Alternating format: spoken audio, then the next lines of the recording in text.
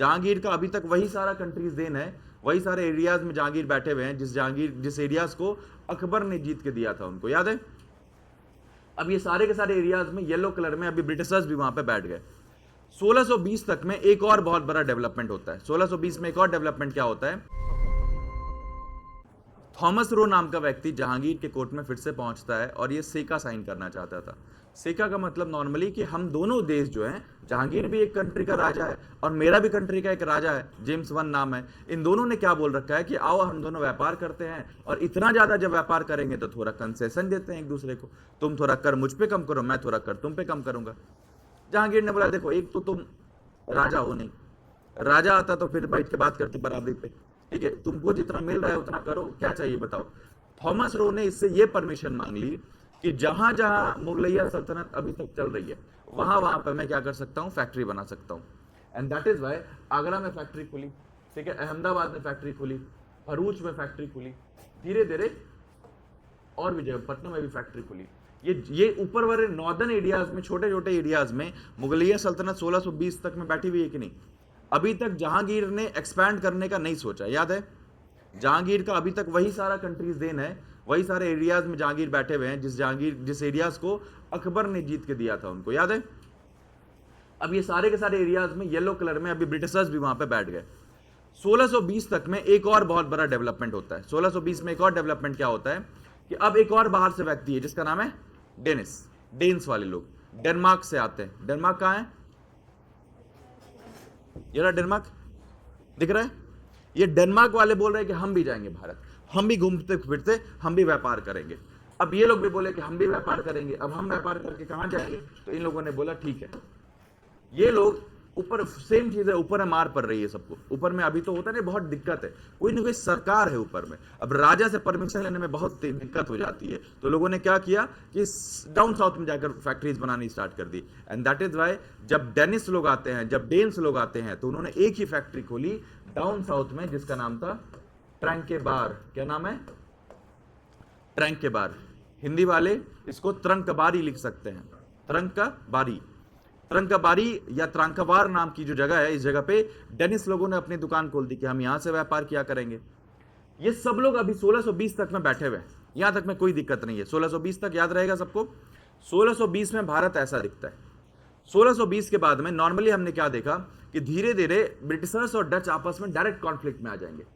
Portuguese तो धीरे धीरे बैठे हुए हैं, पर अभी तक स्वाली होल में सूरत में हरा दिया गया उन लोगों को, तो स्वाली होल के बाद में पोर्टुगीज थोड़े से शांत बैठे हैं क्योंकि मार खा के बैठे हैं, तो अभी यहां से पोर्टुगीज का डिक्लाइन चालू हो जाएगा। वो अब ज्यादा एक्सपैंड करने की कोशिश नहीं करेंगे। पर अब डायरेक्ट कॉन्फ्लिक्ट में कौन आ गया, डच और ब्रिटिशर्स। डच भी व्यापार करना चाहते हैं, ब्रिटिशर्स भी व्यापार करना चाहते हैं। सोच के देखिए, दृष्टि भी स्टूडेंट लेना चाहता है, चाणक्य भी स्टूडेंट लेना चाहता है, दोनों के बीच में टसल आएगा कि नहीं, क्योंकि दोनों के इंटरेस्ट कॉमन है। And that is why Dutch लोग थोड़े समझदार हैं, बोल रहे हैं ना कि स्टॉक कंपनी है, जॉइंट स्टॉक कंपनी में बहुत सारी लोग आकर अपना पैसा लगाकर बैठे हैं, कोई सरकार का हस्तक्षेप नहीं है इसमें, कोई राजा नहीं आकर बोलता है कि तुमको यही करना चाहिए कि नहीं करना चाहिए। जैसे बाकी इसमें भी राजा है, पुर्तगाली में भी पुर्तगाली जो यहाँ पर आकर बैठे हैं वो प्राइवेट बैठे हैं कि राजशाही में बैठे हैं, राजा बैठाया है, राजा ने वायसराय भेजा है और वायसराय सारा डिसीजन ले रहा है। ब्रिटिशर्स में भी क्या चल रहा है कि राजा ने चिट्ठी लिख के दी है कि उस चिट्ठी के अकॉर्डिंग ही आपको काम करना है।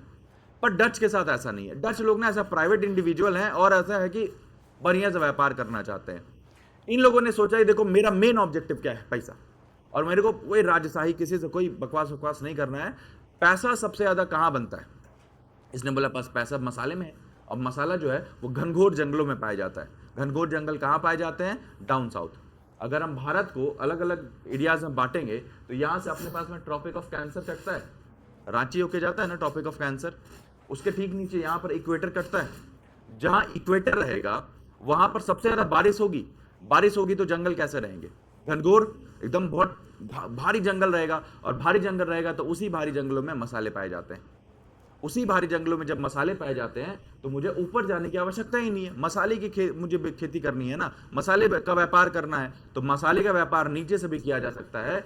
बहुत ज्यादा होगा तो मैं और नीचे चला जाऊंगा, और नीचे यहां पर क्या दिख रहा है, इंडोनेशिया दिख रहा है, इंडिया के ठीक नीचे यहां पर ये भी तो जंगल है। इंडोनेशिया मलेशिया में भी तो यहाँ पर इक्वेटर पास करता है और यहाँ पे पूरा घनघोर जंगल है। इस घंघोर जंगल में हम इसको बोलते हैं कि स्पाइस आइलैंड। इस पूरे एरियाज को हम क्या बोलते हैं? Spice island. यहां पर इतना मसाला मिलता था, इतना मसाला मिलता था कि डचों ने जाकर वहां अपनी दुकान खोल दी। अब डच पहले पहुंच चुके हैं इंडोनेशिया। देखिएगा यहाँ पे फिर से मार होगा इन लोगों के बीच में। डच इंडोनेशिया में जाकर दुकान खोल चुके हैं। अब फिर सेम चीज है कि अब ब्रिटिशर्स कहां कहां जा रहे हैं? जहां जहां डच है। मसूलीपट्टनम में पहले कौन पहुंचा, और फिर उसका देखा देखी कौन पहुंच गए? डच। फिर इंडोनेशिया पहुंचे, अब इनका देखा देखी दोबारा से कौन पहुंच गए? ब्रिटिशर्स।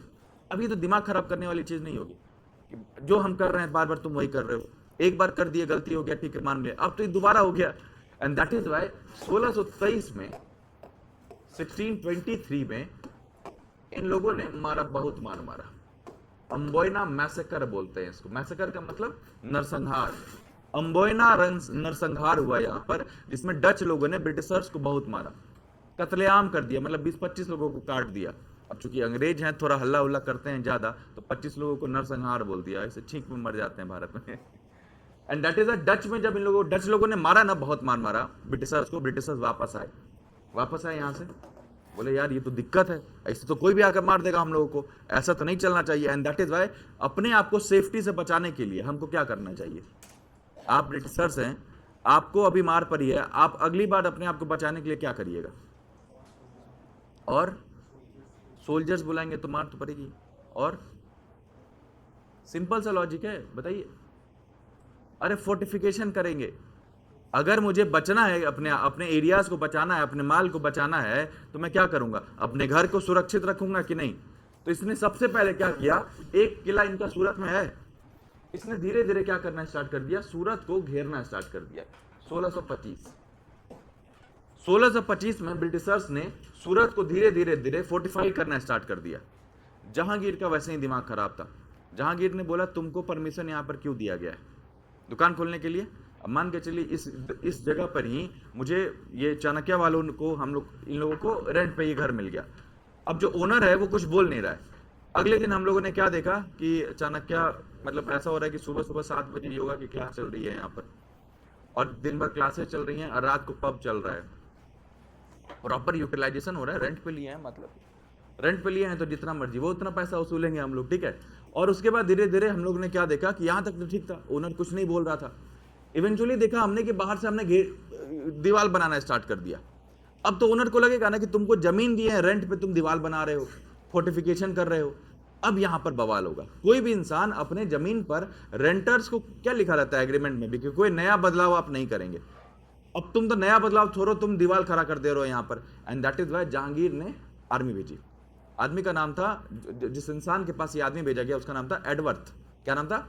एडवर्थ नाम का बंदा जो है वो सूरत में बैठकर फैक्ट्री बना रहा है। अब एडवर्थ के पास में जहांगीर ने आदमी भेजे, उसको माना नहीं। अंग्रेज लोग हैं, अहंकारी लोग हैं, बोलते हम लोग गोरे चिट्टे लोग हैं, तुमसे दबेंगे क्या?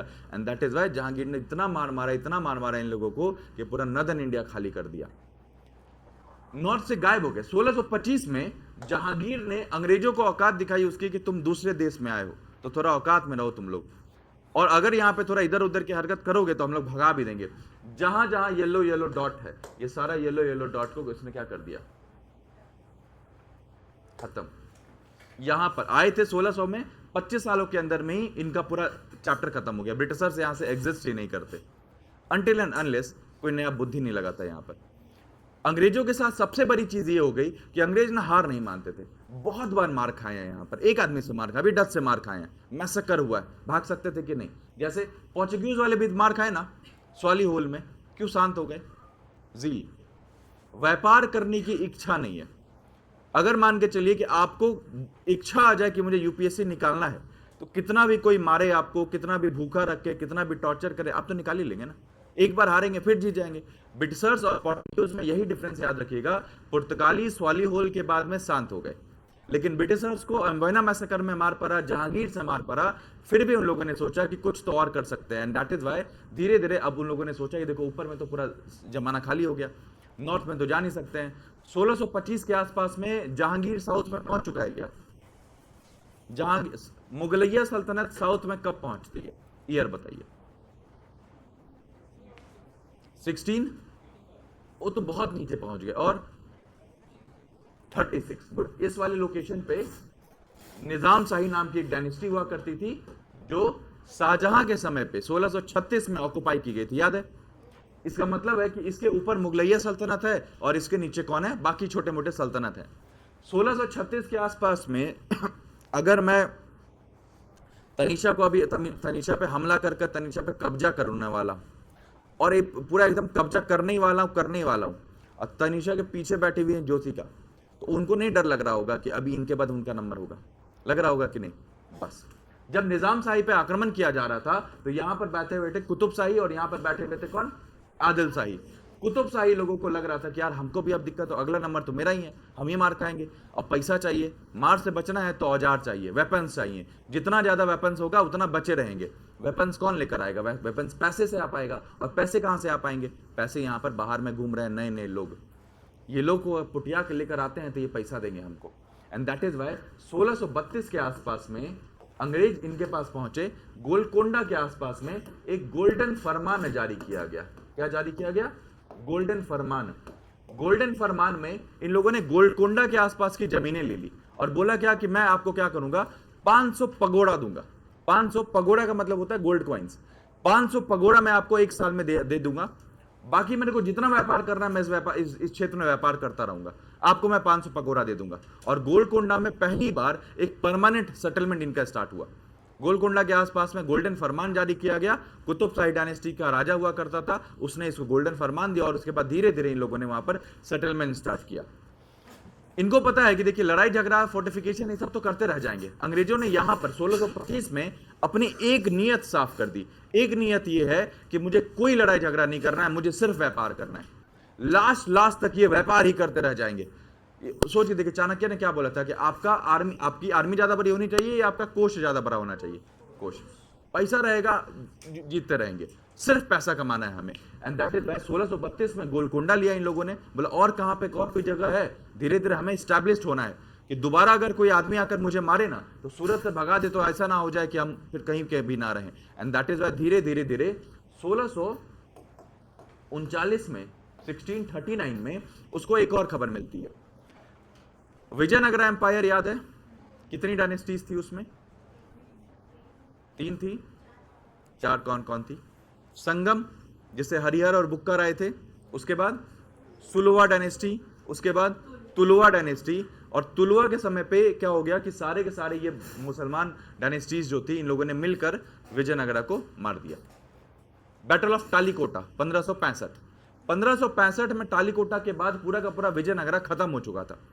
पर इसके छोटे से एक आदमी उठकर जाता है और एक नया डायनेस्टी बनाता है, जिसको हम बोलते हैं चौथी वाली। क्या नाम है उसका? अराविडू। ये अराविडू वाले विजयनगरा का ही सब पार्ट थे, और ये लोग ऊपर में तो भगा दिए गए थे, तो ये इधर जाकर मद्रास उद्रास के आसपास में रहते थे। अब सोच के देखिए कि छोटी सी डायनेस्टी है, इसके पास खुद पैसे की कमी होगी कि नहीं होगी? होगी। एंड दैट इज वाई इसको भी पैसे की जरूरत थी। तो अंग्रेज जिसके पास गए, बोला देखो मेरे को चंद्रगिरी नाम की जगह है तुम्हारा कोना पे, वो जगह बस पसंद है, वो जगह चाहिए। तो बोला क्या करोगे जगह का? तो बोलेंगे काम करेंगे, व्यापार करेंगे, और क्या करेंगे। बोला कितना पैसा दोगे? उसको ऊपर वाले को तो 500 पगोड़ा दिए हो। तो बोला आपको बढ़िया देंगे, आपके साथ ना हम रेवेन्यू शेयरिंग एग्रीमेंट कर रहे थे, आपके साथ जितना भी व्यापार होगा उसका हिस्सा तय कर लेते हैं कि 30% आपका, 70% मेरा। और बदले में देखिएगा हम यहां पर क्या करेंगे, किला बनाएंगे। पहले बता देते हैं, किला बनवाएंगे। और जहांगीर के समय किला बनवा रहे थे तो उसको फिर दिक्कत हो गई, मार दिया। हम आपसे पहले ही पूछ ले रहे हैं, हम यहां पर किला बनाएंगे और ये मेरा कैपिटल बनेगा, यहीं पे हम लोग सब लोग रहेंगे। 1639 में चंद्रगिरी के राजा ने उनको वो जगह दे दी, और यहीं पर उन लोगों ने मद्रास में सेंट जॉर्ज फोर्ट बनाया। अंग्रेजों का पहला किला का क्या नाम हुआ? Saint George fort. फैक्ट्री सबसे पहले अंग्रेजों की क्या है? सूरत। फोर्ट सबसे पहले कौन सा है? Saint George. फोर्ट का मतलब किला। जब फैक्ट्री के चारों तरफ हम किला से घेर देते हैं, बड़ी बड़ी दीवारें से घेर देते हैं, अब अंदर में क्या होता है नॉर्मली? देखिए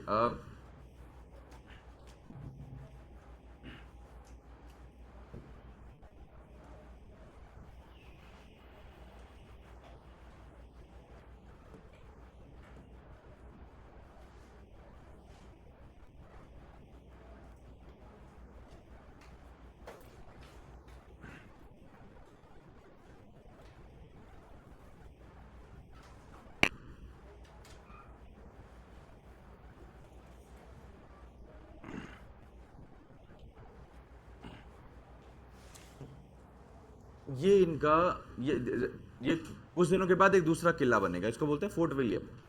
ये कैसा दिख रहा है? फॉर एग्जाम्पल ये एक गोदाम होगा, इस गोदाम के अलावा फॉर एग्जाम्पल यहाँ पर एक बिल्डिंग बना दी इन लोगों ने, इसमें बाकी कौन रह रहा है? कर्मचारी लोग रह रहे हैं, ब्रिटिशर्स के यहाँ जो काम करते हैं ईस्ट इंडिया कंपनी के लोग, वो कंपनी के लोग यहाँ रहते हैं। और इसको चारों तरफ से इन लोगों ने घेर रखा है, चारों तरफ से घेर रखा है कि कोई अंदर आ भी ना पाए। एक तो फॉर एग्जाम्पल कि आपको सुरक्षा के नाम पर आप क्या चाह रहे हो कि आपका सामान कोई चोरी कर लेता था, जो सामान जो माल आप गोदाम में रखते थे वो माल कोई चोरी कर लेता था, दैट इज वाई आपने क्या कर दिया? किला बना दिया। पर अब धीरे धीरे इन लोगों के किले के अंदर में लोग भी रहने लग गए, कर्मचारी भी रहने लगे। सोच के देखिए कि मुझे मैंने यहाँ पर एक घर लिया ऐसे करके और इसमें व्यापार करने के लिए शुरुआत की मैंने। धीरे धीरे मैंने क्या कर दिया कि दीवारें गिरनी स्टार्ट कर दी, दीवारें गिरनी स्टार्ट कर दी कि यहाँ पर मैं सामान रखता हूँ उसका चोरी वोरी हो जाएगा। और धीरे धीरे मैंने आप सबको यहाँ बसाना भी स्टार्ट कर दिया, आप सब रात को यहीं रहते हैं और ऊपर से किला भी गिर रखा है। अब ये ऑक्युपाई करने की स्ट्रैटेजी नहीं लग रही है। सेम इसीलिए कोई भी राजा फोर्ट्स नहीं चाहते थे, कोई भी राजा ये नहीं चाहते थे कि कोई दूसरा आदमी आकर उसके जगह पर किला बनाने लग जाए और वहां पर अपने लोगों को वहां पर स्थापित करने की सोचने लग जाए। और धीरे धीरे इन लोगों ने सबसे पहला पूछ के ही 1639 में मद्रास में क्या ले लिया? एक किला ले लिया, एक जगह ले लिया, खरीद लिया और रेवेन्यू शेयरिंग एग्रीमेंट कर लिया उनके साथ में, उनके राजा के साथ रेवेन्यू शेयरिंग एग्रीमेंट किया और उसके बाद वहां पर एक किला बना दिया जो अंग्रेजों का सबसे बड़ा किला बना, जिसका नाम था संत जॉर्ज फोर्ट। अब इसने सोचा अब क्या किया जाए और ऊपर जाया जा सकता है। तब तक में अभी सिचुएशन बदल चुका है, जहांगीर की मौत हो चुकी है और नया राजा कौन आ चुका है? शाहजहां। शाहजहां के आते आते हमने क्या देखा कि इस पूरे एरियाज पे मुगलैया सल्तनत का कब्जा हो चुका है। मुगलैया सल्तनत यहां से यहां तक पहुंच चुकी है, अब ऊपर नहीं जा सकते हम, इस साइड में नहीं जा सकते हैं। अंग्रेजों ने ना पता लगाना स्टार्ट किया कि और क्या किया जा सकता है, और कोई आदमी है जहां पे जिसको पैसा देकर जमीनें खरीद सकते हैं। नया नया व्यापार हो रहा है, पैसा आ रहा है और व्यापार में पैसा आ रहा है। हमारे भारत में जमीन बिक्री का आइडिया ही नहीं था कि हम लैंड सेलेबल भी होता है। आज के डेट में हम जमीन का नाम ही सुनते हैं तो दिमाग में क्या जाता है कि जमीन खरीद या बिक्री। कोई भी चीज आप सोच के देखिए, आपको कभी किसी से आप राय भी ले रहे हैं कि इतने पैसे हैं, तो वो आपको क्या राय देगा? जमीन ले लो। भारत में जमीन सेलेबल प्रॉपर्टी हुआ ही नहीं करती थी, जमीन कभी बिक्री की नहीं हुआ करती थी। ये आइडिया देख रहे हैं किस तरीके से ये बाहर से आए हैं। ऐसा कोई व्यापार का तरीका जो आपको आइडिया ही नहीं है। जैसे फॉर एग्जांपल मैं बाहर से आऊं और आपसे फॉर एग्जांपल अचानक से मैंने एक नया सिस्टम बैठा लिया कि कल से ना आपको मैं पढ़ाऊंगा ना तो सुबह सुबह नाश्ता लेकर आइएगा मेरे लिए, आपका फी वही रहेगा। ये मार्केट में ये अभी चलता है ऐसा कि मास्टर को फी के चक्कर में नाश्ता दे दो, नहीं, नया है। अब आपके लिए भी सहूलियत है, आप नाश्ता पहुंचाने लगे, बोला बहुत बढ़िया है, पैसा आ रहा है इस चक्कर में। और धीरे धीरे ये यहाँ पर एक मानसिकता बन गई। ये लोग बाहर से जब आए थे तो हमारे यहाँ पर जमीन उमीन को लेकर कभी लॉजिक ही नहीं लगता था कि हम जमीन खरीद भी सकते हैं। ये लोग ना आकर सीधा बोल देते थे कि आपकी जमीन खरीदनी, पैसा देंगे इतना, और सबको यहाँ पे लग जाता था कि अरे पैसा मिलेगा जमीन बेचने पे। धीरे धीरे इन लोगों ने सोचा कि और कहाँ पे जाया जा सकता है। और ऊपर में शाहजहां के बाद में शाहजहां का एक बेटा था जिसका नाम था सूजा। 1651 के आसपास में सूजा को कांटेक्ट किया गया। देखा गया कि मुगलैया सल्तनत का पैसा खत्म हो गया और धीरे धीरे ऐसा हाल हो चुका है कि सूजा उजा को पॉकेट मनी नहीं दिया जा रहा है। जब पॉकेट मनी नहीं दिया जा रहा है तो अंग्रेज पहुंच गए उसके पास, बोले कि हमको एक और जगह चाहिए। बोला कैसा जगह चाहिए? तो बोले यहाँ पर है एक जगह है हुगली में मैं एक फैक्ट्री बनाना चाहता हूं और आपको मैं पैसा भी दूंगा। तो बोला कितना पैसा दोगे? तो बोला इसको दिया है मैंने 500 पगोड़ा, इसको दिया है मैंने रेवेन्यू शेयरिंग एग्रीमेंट, इसको मैं क्या करता हूं कि 3000 रुपए दे देता हूं। 3000 रुपए में बंगाल में हम व्यापार करेंगे, आपको सालाना 3000 रुपया देंगे और उसके बदले में हम व्यापार करते रहेंगे। और इसी के कारण से शाह सूजा ने इसको परमिशन दे दिया और ये बंदे लोग कहां पे आ गए? बंगाल में भी आकर बैठ गए। अब जब बंगाल में ये लोग बैठ चुके हैं, तब तक में देखिए डच भी अपने आप को बहुत ज्यादा एक्सपैंड कर रहे हैं। डच ने नीचे में, डच कौन सा कलर था? रेड। डच लोगों ने यहां नीचे में पुलिकट में दुकान खोल ली, पुलिकट। अब धीरे धीरे 1650 में बंगाल के पास ही एक छोटी सी जगह है जिसका नाम है चिंसूरा। याद रखिएगा ये जगह चिंसूरा नाम की, बंगाल के अंदर में चिंसूरा नाम की जगह है। उस चिंसूरा में भी डचों ने जाकर फैक्ट्री खोल दी। ठीक है, आप भी अलग अलग पेन का यूज कर सकते हैं। चिंसूरा में भी फैक्ट्री खुल गई। अब 1650 के आसपास में सब लोग अपने अपने जगह पे बैठ चुके हैं। पोर्चुगल जो है वो धीरे धीरे डिक्लाइन के पीरियड पे है। अंग्रेज एक्सपैंड कर रहे हैं, अलग अलग जगह नई नई फैक्ट्रीज खोल रहे हैं। डच भी अलग अलग जगह नई नई फैक्ट्रीज खोल रहे हैं। और अब इवेंचुअली धीरे धीरे क्या समझ में आ रहा है कि 1660 के आसपास में 1660 के आसपास में ये जो पूरा एरिया है ये बहुत ज्यादा टर्मोइल में रहेगा। कैसे टर्मोइल में रहेगा? 1660 के बाद हमने क्या देखा था कि औरंगजेब नीचे आ गया, औरंगजेब को नीचे आना पड़ गया था यहां पर रहने के लिए। और यहां पर वो किससे लड़ाई कर रहा था? किससे लड़ाई कर रहा था? मराठास से। मराठास आ गए थे ना नीचे में। अब मराठास से लड़ाई करते करते ऐसा होता था कि शिवाजी कभी जाते थे ना सूरत में हमला करने के लिए। अब दुकान, सबका दुकान है, तो जहांगीर के भी दुकान हुआ करता था, शाहजहां का भी दुकान हुआ करता था, वो लोग भी तो व्यापार करते थे।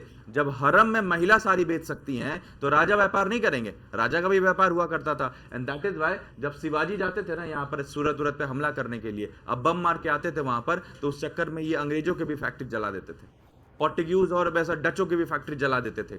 इसीलिए सबको लगने लगा कि अब इधर दुनिया नहीं है हमारी, बंगाल सेंटर इनका क्यों बना, ये बंगाल की तरफ या फॉर एग्जांपल इस साइड में ही इनका सारा का सारा ध्यान क्यों गया? जबकि लॉजिक क्या होना चाहिए कि आपका देश वेस्टर्न साइड में, आपका देश ही पश्चिमी साइड में, तो आप पश्चिम में अपना दुकान खोलोगे तो अपना देश जल्दी पहुंच सकते हो। अगर आपको पूरब में दुकान खोलोगे तो आपको ऐसा घूम के जाना पड़ेगा। लॉजिक लगता है कि नहीं? व्यापार का सिंपल सा असूल है, कम डिस्टेंस रहेगा ज्यादा प्रॉफिट रहेगा, ज्यादा दूरी पे व्यापार करेंगे पैसा नहीं बचेगा। उसके बावजूद भी इन लोगों को कभी, आप सोच के देखिएगा, ये सारी चीजें ना एडवांस में करवाता हूं, एनालिसिस जिसको हम बोलते हैं। इनके सारी की सारी फैक्ट्रीज, या फॉर एग्जांपल बंगाल भी बनेगा, अभी मद्रास भी बन रहा है, ये सारे के सारे इनके पूर्वी तट पे क्यों? रीजन यही था, मराठास से परेशान चल रहे थे। मराठास ने इतना बम मार रखा था इस पूरे लोकेशन पे, गोवा हुआ जाकर छीन ले रहा है। पोर्टुगीज से गोवा छीन लिया, दीव छीन लिया, किसने छीन लिया? मराठास ने। मराठास मतलब अब तो अलग ही है, उनको व्यापार ऊपर नहीं करना है, उनको अभी भी जमीन चाहिए कि जितनी जमीन और हड़प सके। हड़पने के बाद वहां पे 2 कर लगाते थे। कौन कौन से 2 कर थे आपको बताया मैंने? सरदेश मुखी और चौट। नहीं बताया आपको? बाद में बताऊंगा मराठास जब बनाऊंगा, ठीक है। अब नॉर्मली इस पूरे एरियाज में बहुत ज्यादा टर्मोइल सिचुएशन थी। दैट इज वाई सारे के सारे जितने यूरोपियंस थे उन लोगों ने सोचा कि मैं ईस्टर्न फ्रंट पे जाकर अपना दुकान चलाऊंगा। इसी समय काल पर 1674 के आसपास में एक और नया डेवलपमेंट होता है। अब ये सब लोग बैठे ही थे, इतने में एक नए महापुरुष को लगता है कि हम भी जाएंगे। अब कौन कलर लू? व्हाइट। 1664 में सब लोग यहां पर अभी बैठ चुके हैं अपने अपने जगह पे। वहां से फ्रेंच लोगों को लगता है हम भी व्यापार करने जाएंगे। डेन्स आ चुके हैं, डच आ चुके हैं, अंग्रेज आ चुके हैं, पोर्टुगीज आ चुके हैं। अभी फ्रांस वाले को लगता है कि हम भी चलेंगे, हम भी व्यापार करेंगे। फ्रांस के साथ दिक्कत क्या है? बैकग्राउंड देखिए। फ्रांस के साथ दिक्कत यह है कि 1664 के आसपास में लुई 14 नाम का राजा रूल करता है। लुई 14 के राजा के रूल करने के समय पे क्या चल रहा है कि एक कीवियर बोल के लड़का है, क्या नाम उसका? कीवियर। कीवियर जो है उसको बुलाया जाता है, राजा बुलाते हैं, बोलते सब व्यापार कर रहे हैं, तुम कहीं नहीं कर रहे हो। जब देख रहे हो सब लोग भारत से व्यापार करके आ रहे हैं, सबका अभी मसाला उसाला का दाम ऐसा हो गया है कि 5 रुपए के पैकेट में मसाला मिल जाता है, कहाँ 600 रुपये में मिला करता था। वास्को डी गामा जब आया था तो 600 रुपये में बेचता था। अभी इतना ज्यादा मसाला आ गया है, सब लोग का दुकान खुल गया है, और सारा दुकान का माल कहाँ जाता है? यूरोप जाता है। यूरोप में इतने मसाले हो गए कि 5-5 रुपए के पुड़िया में मिलते हैं, इतना सस्ता हो गया है। तो तुम लोग कहीं नहीं व्यापार करते हो? तुम भी जब व्यापार करने के लिए हम पैसा देते हैं। स्टेट द्वारा एक कंपनी बनाई गई, समझे, एक सरकारी कंपनी बनाई गई। ये सारी की सारी कंपनियां बनी कैसी थी? एज अ प्राइवेट बनी थी। पर फ्रांस की कंपनी ही शुरुआत में कैसी थी? स्टेट थी, सरकारी। पीएसयू जिसको हम बोलते हैं, पब्लिक सेक्टर अंडरटेकिंग, जैसे भेल, सेल, गेल हुआ ना, ये सब क्या है? पीएसयूज है। फ्रांस की कंपनी पीएसयू बनकर भारत की ओर कूच करती है, और भारत की ओर आने के समय में जैसे ही वो आते हैं तो ऑब्वियस सी बात है, आएंगे तो सबसे पहले क्या दिख रहा है कि रांची में आना है तो सबसे पहले कहाँ जाना है? कहाँ जाते हैं आप लोग रांची में आने का? अगर कोई पढ़ने लिखने आ रहा है तो सबसे पहले आएगा तो सबसे पहले चाणक्य घुसेगा ना। सूरत में हम क्या करते हैं? फ्रांस वालों ने एक नई फैक्ट्री बनाई, मसूलीपट्टनम में एक नई फैक्ट्री बनाई, और उसके बाद उसने सोचा कि यार देखो, सूरत में तो दुनिया फैक्ट्री बना रही है, सूरत में तो बहुत सारे दुकान हैं, जैसे अपर मार्केट है, अपर मार्केट में तो जबरदस्ती का 10 गो दुकान खोले हुए हैं, बिक्री हो रहा है नहीं हो रहा है। पर अगर मुझे बिक्री करवाना है तो मुझे दुकान ऐसी जगह पे खोलनी होगी जहां पर कोई भी नहीं हो, जहां पर खाली हो। खाली कहां मिलेगा? ढूंढो, जगह ढूंढो। इसने बोला ऊपर मसूलीपट्टनम में भी बैठे हुए हैं, पुलिकट में भी बैठे हुए हैं, और उसके नीचे में नागापट्टनम नाम की जगह है, नागापट्टनम में भी डच जाकर बैठ चुके हैं, अपना दुकान खोल चुके हैं। कोई जगह ही नहीं बच छोड़ रखी है, कहां दुकान लगाएंगे? जहां दुकान पे हम अपना दुकान लगाएंगे तो सीधा मेरे ही तरफ नजर पड़ेगी लोगों की। एंड दैट इज वाई बीच में यहां पर एक छोटी सी जगह ढूंढी जाती है जिसका नाम है पुडुचेरी और पौंडीचेरी। दिख रहा है यहां पे आपको दिखेगा पौंडीचेरी। पौंडीचेरी खाली इलाका था, फ्रेंच लोगों ने सोचा पौंडीचेरी को अपना बेस बनाते हैं क्योंकि वहां पर कोई और नहीं बैठा हुआ है। एंड दैट इज वाई 1668 में इन लोगों ने क्या किया, सूरत में फैक्ट्री बनाई और 1674 में 1674 में इन लोगों ने क्या बनाई, पोर्टुगीज की फ्रेंच की फैक्ट्री पुडुचेरी में बनाई। पुडुचेरी में फैक्ट्री के बनाते बनाते इन लोगों ने क्या कर दिया कि एक सिटी का डेवलपमेंट किया। आदमी का नाम था फ्रांसिस मार्टिन। फ्रांसिस मार्टिन नाम का बंदा है जो है, उसने क्या कर दिया कि पुडुचेरी में बसा दिया कि हम यहाँ पर सिर्फ दुकानें खोलेंगे, हम यहाँ पर वही काम करेंगे जो पुर्तगाली गोवा के साथ करते हैं। पुर्तगाली ने गोवा को लिस्बन बना दिया ना, तो हम पुडुचेरी को क्या बनाएंगे, पेरिस बनाएंगे। एंड दैट इज वाई धीरे धीरे आज के डेट में भी आप पुडुचेरी अगर जाओगे तो आपको फ्रेंच आर्किटेक्चर दिखेगा, पूरा फ्रेंच फ्रेंच फ्रेंच कर दिया उन लोगों ने। एंड दैट इज वाई इकलौता बेस पुडुचेरी बनाकर वहां पर बैठ गए। कोई समस्या? यहां तक सबका इंट्रोडक्शन क्लियर है? कौन कौन कहां पे आकर बैठे हुए हैं? अभी होगा मार इनके बीच।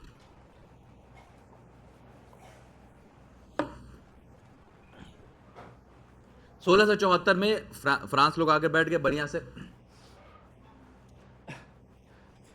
धीरे धीरे अभी ऊपर में कुछ माहौल चल रहा है, सब जगह बैठ गए। सबसे ज्यादा जो भीड़ है ना वो भी अब ये लोगों ने यहां पे भी नहीं छोड़ा, यहां पे भी आकर बैठ गए।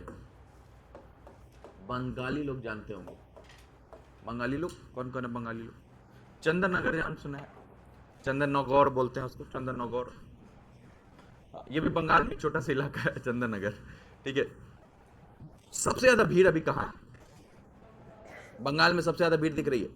सूरत में अंग्रेज नहीं है, 10 लोगों को मार के भगा दिया। ये नए नए आए हैं तो जबरदस्ती का तो दुकान खोल दिया सूरत में, क्योंकि इनको होता नहीं कि पहले से पढ़ के आए हैं कि एनसीईआरटी से शुरुआत करनी होती है, तो एनसीईआरटी तो खरीद ली पर पढ़ा नहीं कभी।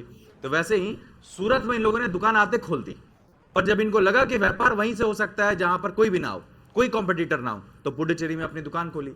पर सबसे ज्यादा व्यापार कहां होता था? बंगाल से होता था, आज से होता था, बहुत पहले से व्यापार होता था। तो बंगाल में अगर हम चले जाएंगे तो इतना बड़ा केक है तो छोटा सा पीस हमको भी तो मिलेगा।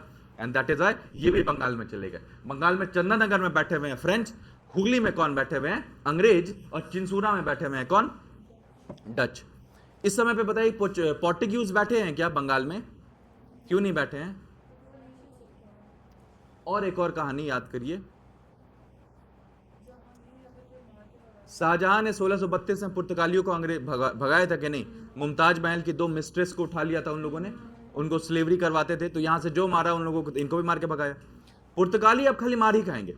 1611 में अंग्रेजों से मार खाए, 1632 में किससे मार खाए? शाहजहां से मार खाए। अब ये जहां जहां जाएंगे मार ही खाएंगे। इनका डिक्लाइन स्टार्ट हो चुका है, अब इनका कोई अस्तित्व नहीं बचा है।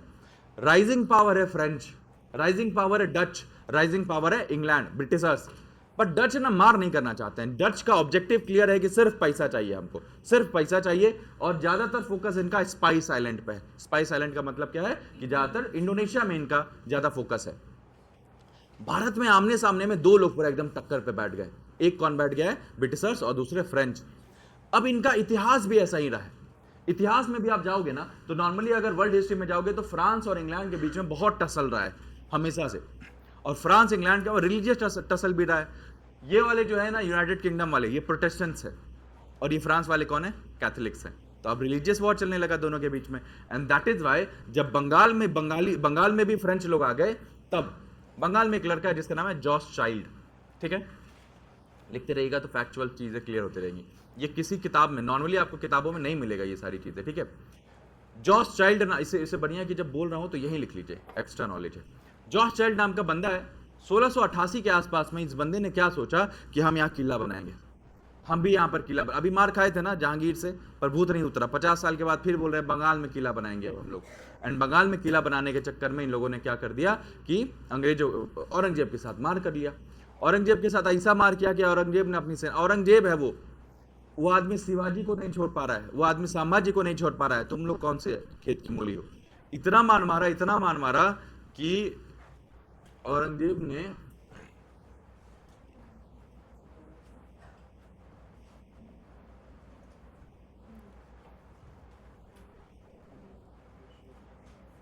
माफी मांगने को इंग्लिश में क्या बोलते हैं?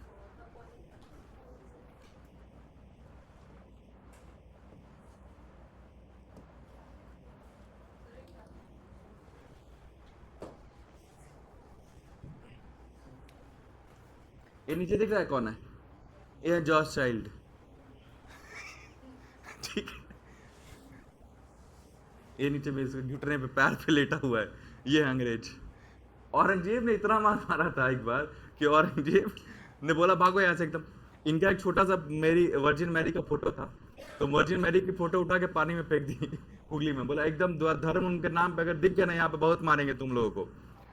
10 साल लगा इन लोगों को, रोज आते थे ऐसे ही सर झुकाते थे। जॉब चार्नोक नाम का व्यक्ति था, रोज आता था, रोज ऐसे सर झुकाता था, बोलता था प्लीज पैसा दे दो, प्लीज प्लीज मेरे को व्यापार करने की जगह दे दो, बाकी सबको तो दे ही रहे हो, हमसे क्या गलती हो गई है। बोला तुम्हारी औकात ज्यादा बढ़ रही थी, पंख निकल रहे थे तुम्हारे, इसीलिए कुतर दिया हमने। रोज माफी मांगा, रोज माफी मांगा, और लगभग एक समय ऐसा आ गया कि अब औरंगजेब एकदम ढीठ आदमी, आपको क्या लगता है माफी मांगने से मान लेगा क्या? नहीं। और सिचुएशन खराब हो गई। सिचुएशन ये खराब हो गई कि 1600 के आसपास में हमने क्या देखा कि नीचे में संभाजी की डेथ हो चुकी है और डेक्कन में बहुत खर्चे बढ़ चुके हैं। डेक्कन में औरंगजेब के इतने खर्चे बढ़ चुके हैं कि ऊपर में सतनामी रिवॉल्ट हो गया, राजपूतों का रिवॉल्ट हो गया, बुंदेलों का रिवॉल्ट हो गया। इतना ज्यादा रिवॉल्ट ऊपर ऊपर में हो चुका है कि औरंगजेब को नॉर्मली कर नहीं आता है, ज्यादा कर नहीं मिल पा रहा है। अब ज्यादा कर नहीं मिल पा रहा है तो वो पैसा अपना हैंडल कैसे करेगा? तो मैंने बताया था ना, अकबर के जमाने के बर्तन बेचने पर गए थे उसको। इतना गरीबी आ चुका है कि उसका पैसा चाहिए कि नहीं चाहिए। तो अब जब अंग्रेज उसके पास पैर के पास आ रहे थे तो उसको आइडिया आया, उसने बोला कि बेटा पैसा दोगे क्या? पैसा की बहुत दिक्कत है, आर्मी हमको डेक्कन जीतना है, डेक्कन अल्सर हुआ है उसका इलाज कराना है हमको, पैसा नहीं है मेरे पास, पैसा दोगे कि नहीं दोगे? तो जॉब चार्नक ने बोला हाँ पैसा तो हम लोग अभी तुरंत मुंह पे फेंकेंगे इसे, पैसा कितना चाहिए बताइए? तो बोला क्या कि पैसा जितना हो सकता है दो, तुमको क्या चाहिए तुम बताओ? तो बोला हमको 3 गांव दे दो। हमको 3 गांव कौन कौन सा दे दो? एक का नाम है गोविंदपुर, एक का नाम है कालीकाता, और एक का नाम है सूतानती। ये 3 गांव दे दो। इसी 3 गांव को मैं कंबाइंडली क्या बना दूंगा? कोलकाता। 1690 में ये जमीनें ली गई और इसी जमीन के आसपास में 1696 में 1696 में एक और किला बनाया गया जिसका नाम था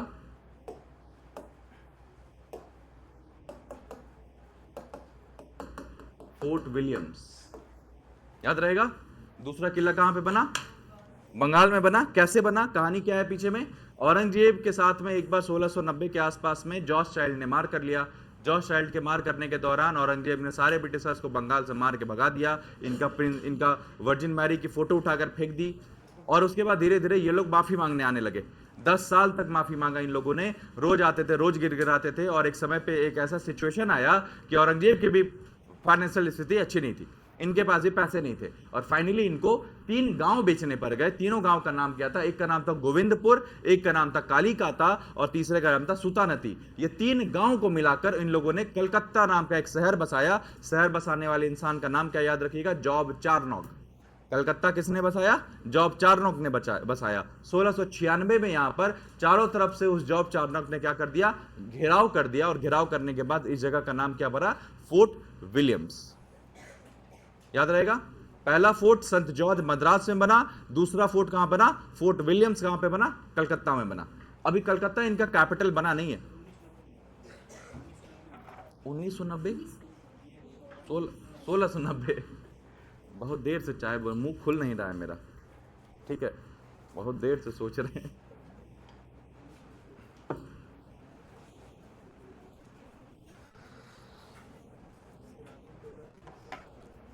हाँ, इसी को तो फोर्ट विलियम में तो हाहाकार मचाएगा।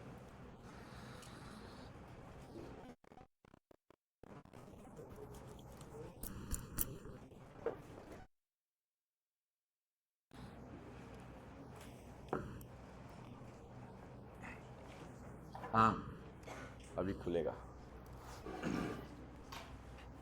किसको बहुत ज्यादा बोलने की आदत है?